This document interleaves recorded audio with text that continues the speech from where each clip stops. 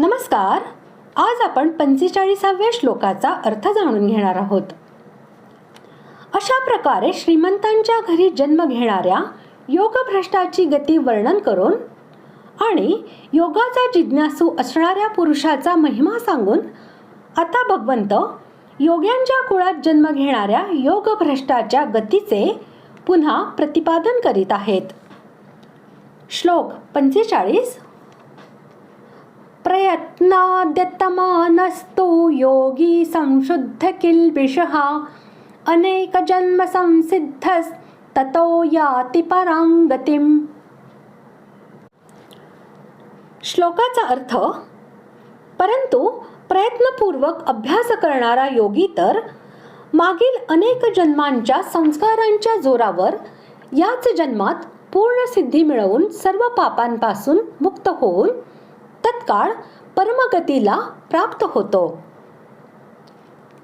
श्रीमंतांच्या घरी जन्म घेणारे व योगाचे जिज्ञासू असे जे पुरुष असतात त्यांच्या अपेक्षेने योगी कुलात जन्म घेणारे जे योगभ्रष्ट पुरुष आहेत त्यांच्या गतीचे वेगळेपण दाखवण्यासाठीच तूचा प्रयोग केलेला आहे. जो परमात्म तत्वाची समतेची इच्छा ठेवतो आणि राग द्वेष हर्ष शोक इत्यादी द्वंद्वात फसत नाही तो योगी असतो. 43व्या श्लोकात असे सांगितले आहे की योग्यांच्या कुळात जन्म घेणारा योगभ्रष्ट पुरुष या जन्मी योग सिद्धी प्राप्त करण्यासाठी अधिक प्रयत्न करतो. या श्लोकात त्याच योग्याला परमगतीची प्राप्ती होते असे सांगितले आहे. ही गोष्ट स्पष्ट करण्यासाठी येथे योगी शब्दाला प्रयत्नात यतमानः हे विशेषण लावले आहे, कारण त्याच्या प्रयत्नाचे फल तेथे त्या श्लोकात सांगितले नव्हते ते येथे सांगितले आहे.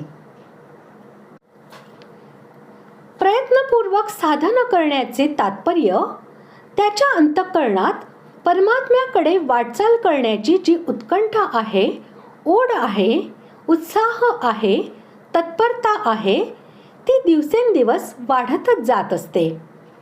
तो साधनेत नित्य निरंतर सावध राहत असतो. 43व्या श्लोकात असे सांगितले आहे की योगी कुलात जन्म घेणारा योगभ्रष्ट हा पूर्वजन्मी केलेल्या योगाभ्यासाचे संस्कार घेऊन येतो. येथे तीच गोष्ट स्पष्ट करण्यासाठी अनेक जन्म संसिद्ध हे विशेषण लावले आहे. याचा अभिप्राय असा की मागील जन्मांमध्ये केलेला अभ्यास आणि या जन्मातील अभ्यास हे दोन्हीही त्याला योगसिद्धीची प्राप्ती करून देण्यासाठी म्हणजेच साधनेच्या पराकाष्ठेपर्यंत पोहोचविण्यासाठी कारण आहेत. कारण पूर्वसंस्कारांच्या बळावरच तो विशेष प्रयत्नांनी या जन्मी साधनाचा अभ्यास करून साधनातील पराकाष्ठा प्राप्त करून घेतो. पूर्वी मनुष्य जन्मात योगासाठी प्रयत्न केल्याने शुद्धी झालेली असते. नंतर अंतकाळी योगापासून विचलित होऊन स्वर्गादी लोकात जाणे झाले.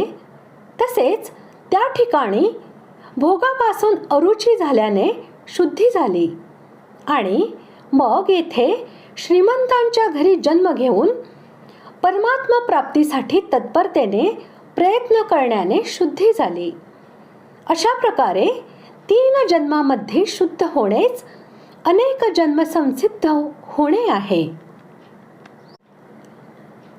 ज्याची सर्व पापे पूर्णपणे धुवून गेली आहेत त्याला संशुद्ध किल्बिष असे म्हणतात. अशा प्रकारे अभ्यास करणाऱ्या योग्यामध्ये पापाचा लवलेशही राहत नाही असा याचा भावार्थ आहे. ततः हे पद येथे तत्पश्चात या अर्थी आलेले आहे.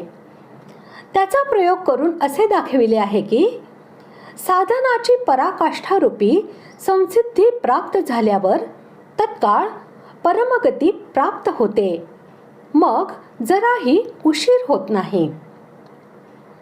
परब्रह्म परमात्म्याला प्राप्त करून घेणे म्हणजेच परमगतीची प्राप्ती होय. यालाच परमपदाची प्राप्ती, परमधामाची प्राप्ती आणि नैष्ठिकी शांतीची प्राप्ती असेही म्हणतात. अशा प्रकारे आज आपण 45व्या श्लोकाचा अर्थ जाणून घेतला.